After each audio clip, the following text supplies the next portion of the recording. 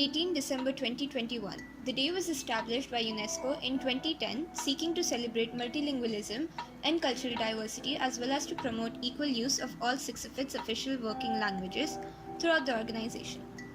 December 18 was chosen as the date for the Arabic language as it is the day in 1973 when the General Assembly approved Arabic as an official UN language. Arabic is spoken by over 300 million people in various Arab countries as their mother tongue. It is also used extensively as the major language in a non-Arab country, the Central African Republic of Chad, and as a minority language in several other countries including Afghanistan, Israel, where both Arabic and Hebrew are official languages, Iran and Nigeria as well. In 1974, Arabic was adopted as one of the 6 United Nations official languages, joining Chinese, English, French, Russian, and Spanish. Over 1 billion Muslims in places like India, Indonesia, Pakistan, and Tanzania study Arabic as a foreign or second language for liturgical and scholarly use. In the United States, several Muslim and Arab communities employ Arabic in their daily interactions and for religious purposes.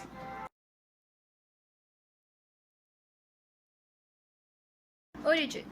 Over a period of 23 years, 610 to 632 AD, the revelation of the Holy Quran introduced the language of Arabic and was originally committed to memory by professional reciters, Hufaz and Qurra. With the spread of Islam, different accents for the pronunciation of the Quran came into use until a standardized version was completed under the third Caliph, Uthman ibn Affan, in the mid-17th century AD. As more and more non-Arabic speakers were drawn to Islam, the Quran became the most important bond among Muslims. Arabs and non-Arabs alike revered for its content and admired for the beauty of its language. Arabs, regardless of their religion, and Muslims, regardless of their ethnic origin, hold the Arabic language in the highest esteem and value it as the medium of a rich cultural heritage. It is this intimate connection between the Quran and Arabic which gave the language its special status and contributed to the Arabization of diverse populations.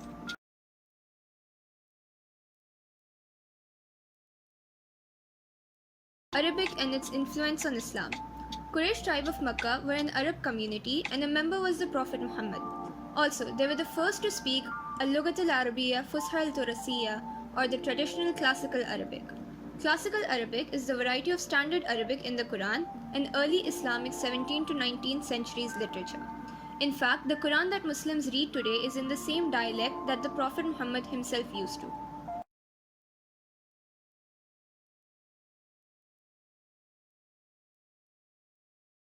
The spread and recognition of Arabic. As the language of Islam and a medium of culture, Arabic came into close contact with other Asian and African languages such as Urdu, Turkish, Farsi, and Hausa, borrowed a large number of Arabic words dealing with aspects of culture, particularly related to Islam. Spanish and Portuguese came into direct contact with Arabic as a result of the Arab conquest.